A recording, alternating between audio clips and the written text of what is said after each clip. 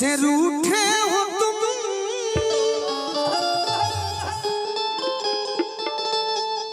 बेमजा हो के ये जिंदगी रह गई। कुछ तो बदलाओ ये, कुछ तो बदलाओ ये बेरुखी का सबब। क्या मेरे प्यार में कुछ कमी रह गई? क्या मेरे प्यार में कुछ कमी रह गई? मेरे महबूब जिस दिन से रूठे हो तुम, मेरे महबूब जिस दिन से रूठे हो तुम, बेमजा हो के ये जिंदगी रह गई। बेमजा हो के ये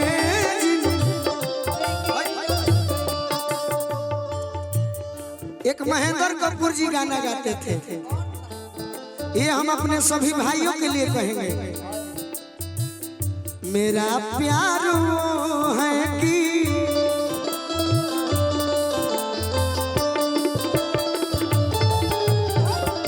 मेरा प्यार वो है कि मर कर भी तुमको जुदा अपनी बाहों से होने न देगा। मिली मुझको जन्नत तो जन्नत के बदले खुदा से मेरी जान तुम्हें मांग। क्या मेरे प्यार में कुछ कमी रह गई?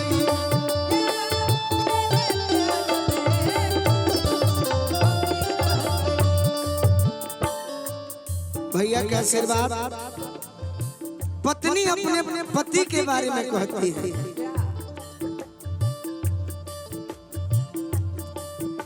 मुस्कुरा कर मुझे छोड़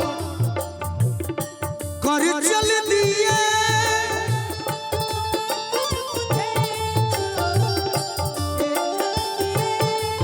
मुस्कुरा कर मुझे छोड़ कर चल दिए।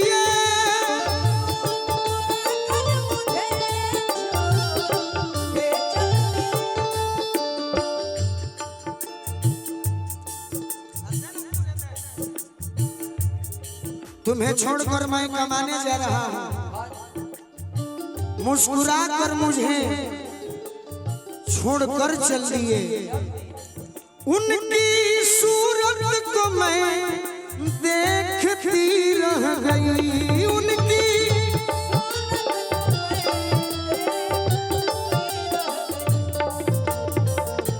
अफसोस इतना है कारू भैया, मुरारी भैया, चार बतिया भी साजन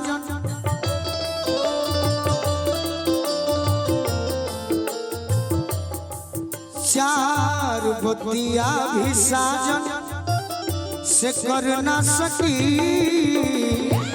चार बतिया भी साजन से कर ना सकी। आग दिल में लगी रह गई, दिल में लगी रह गई। आग दिल में लगी। गोरिया चाँद के जोरिया नियन गोर बाड़ू हो। हे भाई बिट्टू भैया तने हो पूजा जैती, पूजा जी, पूजा यादव जी मंच पर आने का कृपा करें। पूजा जी की पूजा। गोरिया चाँद